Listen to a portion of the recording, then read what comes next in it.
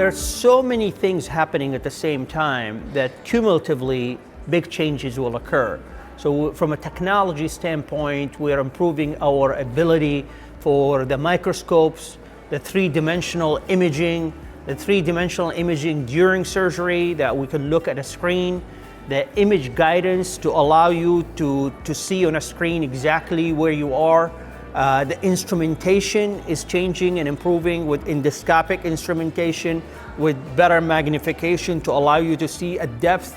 So all those things happening at the same time with data is better about the outcomes of the patients as we compare different techniques. So all culminate ultimately, which is our ultimate goal, which is the better outcome for the patients from when they suffer from these kind of diseases. AI and big data are going to have a significant impact in medicine in the foreseeable future. It's going to really change how we practice medicine overall.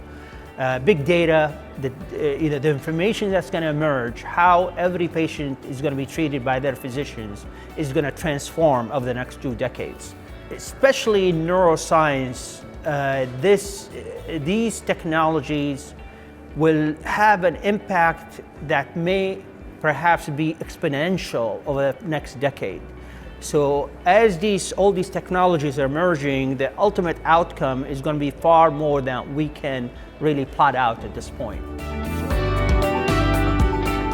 One of the key issues that we teach our students and residents, in the middle of all these great things we're doing, all the great forums and meetings around the world, it is not to forget why we chose to do what we do. When a patient decides to let me operate on them, imagine the decision of putting your life in someone else's hands where they're going to operate on your brain. There is no bigger honor, privilege that I can have, because that human being just decided to put their life in my hands. So we can never forget the human level of this issue.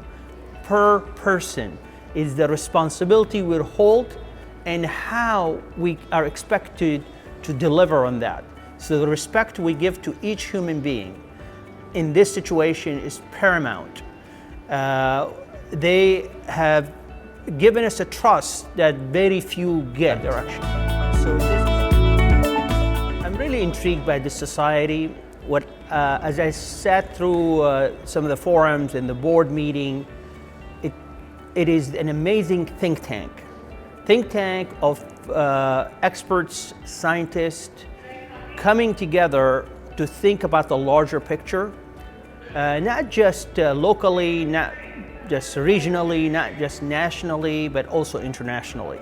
So it's putting people together from concepts to all the way to fruition, but also at the same time thinking how you're going to fund these concepts. So the interaction with industry and government is very unique to this organization. At the end of the day, as a scientist, as a surgeon, you can come up with great ideas, but if you don't have support and funding, it'll never gonna go anywhere. So what this allows is a forum for all those various entities to interlink in a unique way. Cross-fertilization, really that is the concept I want to push during my presidency over next year, is to continue to build on those links in the United States and beyond. I want to see you here in 2020. It's so important. The quality of the speakers, some of the top scientists in the world, top neuroscientists. We have leaders from the military, from the armed forces, from the big brain initiatives from Europe and elsewhere.